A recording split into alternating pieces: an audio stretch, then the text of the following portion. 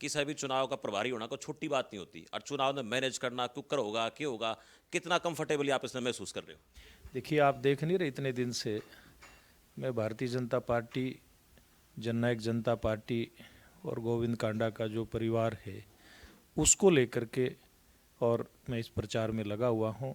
यहाँ पर हमारी पार्टियों के यानी कि गठबंधन के कार्यकर्ता, हमारा उम्मीदवार, उनके परिवार के सभी सदस्य और इलाहाबाद की जनता, इसने इस अच्छे ढंग से इस चुनाव को संभाल रखा है कि इस चुनाव को संभाल करके आगे बढ़ाने में और जीत की ओर लेकर के जाने में कहीं कोई दिक्कत नहीं आ रही है। अच्छा, इस उपचुनाव न लेकर न कुछ मसले भी होंगे, आप लोगों से मुलाकात करो, मिलें, हम भी लोगों से मिले, कुछ चीज़ बारे समय भी आई, आपके समय भी आई, जिनमें दूर होना बहुत ज़रूरी है। आपके नज़र में ऐसा के खास लगा जो पिछले कई साल तो है नहीं है, और वो होना चाहिए, लोगों का भला, लोगों का हित, उनके कामकाज? देखिए, एक बात तो देखने को मिली है इस क्षेत्र में कि जो मुख्यमंत्री मनोहर लाल जी की नीति थी, सबका साथ सबका विकास समान रोजगार, इसके ऊपर खूब काम हुआ। लेकिन कई बार क्या होता है कि कहीं गली की समस्या है, नाली की समस्या है, पीने के पानी की समस्या है, या फिर जो सेम के पानी की निकासी थी वो समस्या है। ये इस प्रकार की जो समस्या होती है ना, इसमें जो चुना हुआ प्रतिनिधि होता है उसको आगे लगना पड़ता है। अब जैसे सेम की समस्या वाली बात कर लें हम, तो सेम की समस्या या बहुत पुरानी समस्या रही है। पिछले 4-5 साल पहले जब अभय सिंह चौटाला और हम सब इकट्ठे विधानसभा के अंदर थे, तब मैंने एक वहाँ आवाज़ उठाई थी। मैं क्या, अभय सिंह जी, आप बात बड़ी बड़ी करते हो, देश दुनिया की बात करते हो, प्रदेश की तस्वीर तकदीर बदलने की बात करते हो, मैं क्या, आपका हल्का तो थोड़ा बहुत संभाल लिया करो, इतनी सेम की समस्या है उसमें कभी आपने आवाज़ नहीं उठाई। तो उस दिन के बाद मुख्यमंत्री जी ने यह आदेश करे अधिकारियों को कि भाई वो सेम की समस्या यहाँ पे ख़त्म होनी चाहिए। लेकिन पीछे ये कोरोना और उसके कारण से थोड़ा लेट हुआ, लेकिन इस समस्या का समाधान जारी है। तो ऐसे ऐसे बहुत सारे काम थे। एक काम और मैं बताना चाहूँगा आपको, कई साल पहले की बात है, मुख्यमंत्री मनोहर लाल जी जब ये मुख्यमंत्री नहीं बने थे और हरियाणा का जो अपना लोकसभा चुनाव की संचालन समिति के प्रमुख थे और इलाहाबाद आए थे, उस समय वहाँ धरना था। तो धरने वालों से जब उनका मिलना हुआ तो उन्होंने कहा, भी यहाँ पे क्यों बैठे हो? कहने लगे, हमारे यहाँ अंडरपास नहीं है, बड़ी समस्या है। तो उन्होंने एक बात बड़े विश्वास के साथ कही, भाई हमारी सरकार आएगी और हम इसका समाधान करवाएंगे। वो समाधान करवाया ना। मेरा कहने का इसके बात के पीछे तात्पर्य ये है, अगर कोई आवाज़ उठाने वाला हो तो उसका समाधान होता है। वहाँ मुख्यमंत्री जी ने आवाज़ उठाने वाले धरने पे जो लोग बैठे थे उनसे बात करी और उन वो बाद में संयोग से मुख्यमंत्री बन के उसका समाधान हो गया। इसी प्रकार किसी सेम की समस्या का समाधान हो गया। तो जब तक कोई समस्या उठाएगा नहीं लोकल, तब तक समाधान क्या होगा?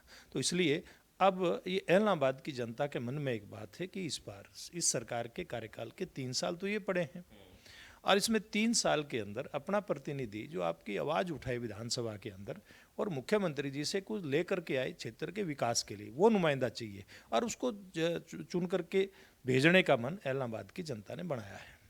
अच्छा, ये जो उपचुनाव हो रहा है, इससे पहले भी दो उपचुनाव हुए बीजेपी के सरकार में, एक आपके पाड़ा में बाजी गई, दूसरी कांग्रेस के पाड़ा में बाजी गई। लेकिन ये जो उपचुनाव है, इसने लेकर आपका क्या मानना है? और साथ साथ यूँ भी बात कराएंगे कि ये जो उपचुनाव हो रहा है, ये जिस वजह तो होया वो सब नबेरा इस्तीफा दिया है चौटाला ने, और यूँ कहते रहे कि भाई यो उपचुनाव जो है किसाना खातर उनके लिए मैं इस्तीफा दे रहा हूँ। यो किसान आंदोलन का फैक्टर कितना इस पर असर कर रहा है? और दूसरा यो कि इस उपचुनाव ने लेकर आपने क्या लगा है, दो उपचुनाव जिसमें बाजी 50-50 रही है? देखिए, जहाँ तक इस उपचुनाव की बात है, ये जो उपचुनाव है, ठीक कह रहे हैं आप, अभय सिंह चौटाला ने किसानों के नाम पर इस्तीफा दिया। और लेकिन एक बात ध्यान करने की है, भाई जब केंद्र सरकार ने इसके ऊपर रोक लगा रखी, 1.5 साल के लिए इसको ड्रॉप कर रखा है, इसको बिल के इम्प्लीमेंटेशन को, सुप्रीम कोर्ट ने इस पर स्टे दे रखा, तो ऐसी कौन सी नौबत थी कि अभय सिंह चौटाला इस्तीफा देते? तो इन्होंने तो किसान के लिए नहीं, किसान के नाम पर वाहवाही लूटने के लिए अपना इस्तीफा दिया था। लेकिन जहाँ तक किसान आंदोलन की बात है, देखिए, ये जो बिल पास हुए, ये कोई नरेंद्र मोदी जी प्रधानमंत्री बन गए उसके बाद उनके सामने बात आ गई उसके कारण से नहीं। ये सालों साल से आप और हम देखते आ रहे हैं, बड़े बड़े देश के किसान नेता, हरियाणा के किसान नेता ये बात कहते रहे भाई किसान के हालात सुधरने चाहिए, किसान के हालात बदतर हैं, किसान को कोई संभालता नहीं है। तो ये मोदी जी ने वो सब ऐसे किसान नेताओं की जो मांग थी, और ये भी कहते, हमने खुद ने सुना है कि माल हमारा दाम तुम्हारा नहीं चलेगा, ये हमारे किसान नेता कहते थे। उस स्थिति को बदलने के लिए तो मोदी जी ये बिल लेकर के आए।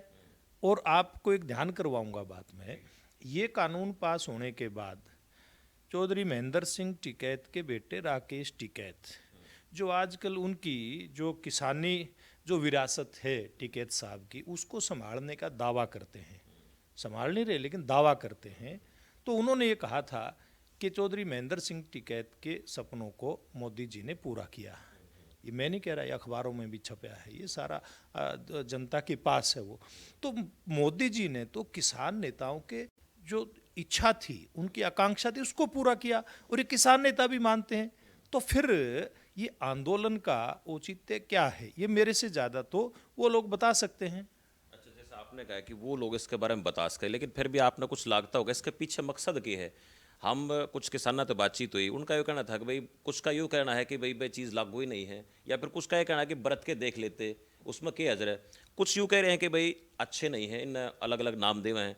पर एक बात ज़रूर निकल के सामने आई कि आमने जो है ना भाषा, कई बार कई नेता गलत बोलते हैं हमारा खातर। अब वो खालिस्तानी या फिर जो कुछ शब्द इस्तेमाल करे जा, इससे थोड़ी सी नाराज़गी लगी इस एरिया का लोग, तो मैंने बातचीत करी था। देखिए, मैं एक बात कहना चाहूँगा, किसान खालिस्तानी नहीं है, इसमें कोई दो राय नहीं है। ना किसान जो आंदोलन के रूप में शुरू में जो किसान निकल करके आता है, लेकिन आप इसके पीछे देखो कौन कौन लोग हैं। इसके पीछे की जो मनसा है जिन लोगों की, उस मनसा को अगर देखेंगे ना, तब फिर इस प्रकार की बातें लोग कह देते हैं। लेकिन मैं एक बात कहना चाहता हूँ कि किसान को ये देखना पड़ेगा, ये किसान को इस बात के ऊपर विचार करना पड़ेगा कि भाई क्या हम जो इस प्रकार के लोग हैं जो इस आंदोलन के माध्यम से अपनी राजनीतिक रोटियां सेकना चाहते हैं, उनको पहचानो, उन लोगों को पहचानो जो आज हम देखते हैं, या आप भी देखते होंगे, जब से ये मैं इस चुनाव के अंदर आया हूँ या बाहर कहीं प्रदेश में जाना हुआ है, बहुत सारे ऐसे राजनीतिक दलों के पदाधिकारी, और यहाँ तो जो अभय सिंह चौटाला का मंच संभालते हैं, वो आकर के हमारे नेताओं को काले झंडे दिखाते हैं। तो ये चीज़ पहचाननी पड़ेगी।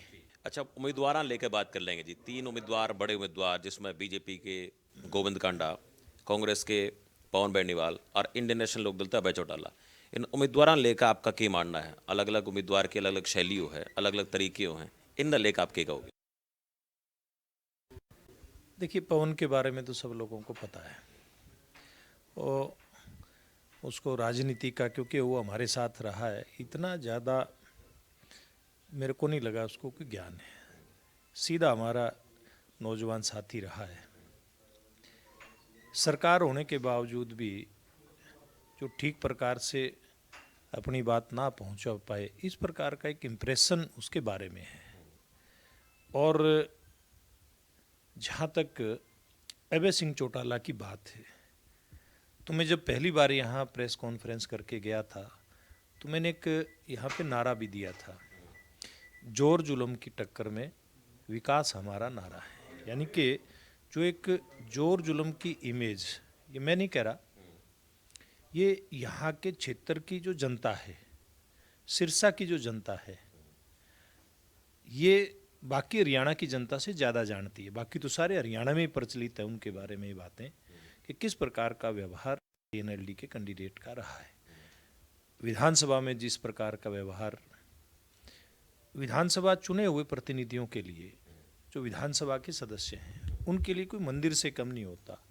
और वहाँ जो लोग जूते निकाल करके दूसरे सम्मानित विधायक के ऊपर फेंकने का प्रयास करते हैं, तो उनके बारे में क्या कहा जाए, ये तो जनता तय करे। और जहाँ तक गोविंद कांडा की बात है, मैं यहाँ आने के बाद ज़्यादा उनके बारे में मेरे को जानकारी मिली। कई हजार कन्याओं की शादियाँ वो व्यक्ति करवा चुका है। गरीब लोगों को जिनको इलाज की ज़रूरत है, तारा बाबा कुटिया के माध्यम से वहाँ पर एक जो डिस्पेंसरी चलती है, वहाँ उनका इलाज करवाया जाता है। बाकी जो ज़रूरतमंद हैं उनको किसी भी प्रकार की कोई ज़रूरत की जब भी कोई आवश्यकता पड़ती है तो उसमें वो हर समय तैयार रहते हैं। तो तीनों जो प्रमुख उम्मीदवार हैं सबका अपना अपना एक प्रभाव है। जैसे मैंने पवन के बारे में कहा, बहुत सीधा एक व्यक्ति है, लेकिन इस प्रकार का व्यक्ति जो विकास करवा पाने में किसी भी प्रकार से सक्षम ना हो, तो ये जनता इस बात को जानती है। तो ऐसे तीनों जो यहाँ के प्रत्याशी हैं, एक एक के बारे में एलनाबाद क्षेत्र की जनता समझ चुके हैं कि किस प्रकार के लोग हैं। तो इसलिए ये जनता ने जो लगता है मुझको कि जो मन बनाया है वो इसलिए बनाया है कि एक सेवादार व्यक्ति उनके बीच में भारतीय जनता पार्टी के उम्मीदवार के रूप में है। किसान आंदोलन की बात जब भी कितने होगी, चर्चा होगी, चुनाव होगा या जब भी आप कितने जाओगे बातचीत ज़रूर होगी, उसका प्रभाव है, उसका असर, उसकी बात भी होगी। इस इलेक्शन में, इस चुनाव में आपने उसका असर लाग गया है कि नहीं लाग गया है? और जो रिजल्ट आओगा, रिजल्ट पर बात होगी कि रिजल्ट जो होगा, परिणाम जो होगा, उस तक तय होगा कि वाकई में ये किसान आंदोलन सच में सही तरीके से कराया जा रहा है, या फिर जो हार जीत होगी उस तक बेरा पाटेगा कि वाकई में किसान सरकार के साथ हैं या नहीं है। इसने लेकर के कहोगे? देखिए, हर कोई आंदोलन जो भी जनता के द्वारा होता है उसका एक अपना प्रभाव होता है, और इसका एक प्रभाव ये है कि इस क्षेत्र के अंदर वर्तमान समय में, पहले मेरे को नहीं पता किन लोगों ने किस प्रकार से आंदोलन सिरसा में खड़ा किया, लेकिन वर्तमान समय में जिस भी गांव में ये व्यक्ति दिखाई देते हैं वो किसान आंदोलनकारी 2 कदम पीछे होते हैं, और वो भी थोड़ी संख्या में। और जो राजनीतिक दलों के कार्यकर्ता हैं वो आगे होते हैं। यानी कि किसान संगठन के जो लोग हैं, वास्तव में जो किसान संगठन है उनके लोग तो शांतिपूर्ण तरीके से अपनी बात को कहते हैं। अगर मैं कहीं गया, मेरे को काला झंडा दिखाना है, अपना विरोध प्रकट करना है, वो विरोध प्रकट करके वो चला जाता है अपना। लेकिन जो राजनीतिक दलों के कार्यकर्ता हैं, शुद्ध रूप से उनकी फ़ोटोज़ देखी हैं, एलनाबाद क्षेत्र की जनता उनको पहचानती है। कुछ कांग्रेस के वर्कर हैं, कुछ INLD के वर्कर हैं, वो माहौल ख़राब करने का प्रयास करते हैं। तो इसलिए मैंने कहा कि हर आंदोलन का एक अपना असर होता है।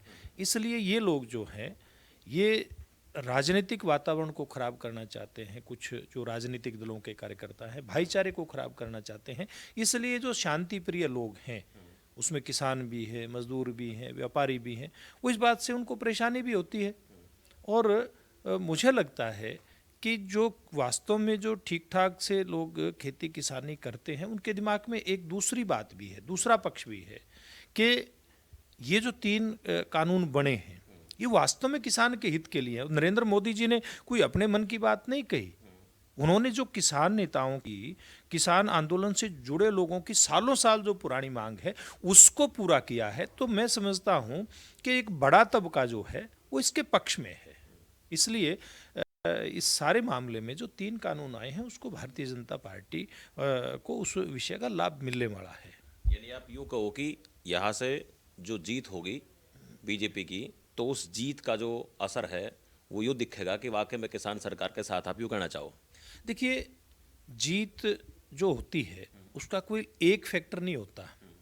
कोई भी चुनाव है, कोई भी पार्टी जीतती है, कोई भी व्यक्ति जीतता है, कोई भी हारता है, उसके हार जीत के फैक्टर अलग अलग होते हैं।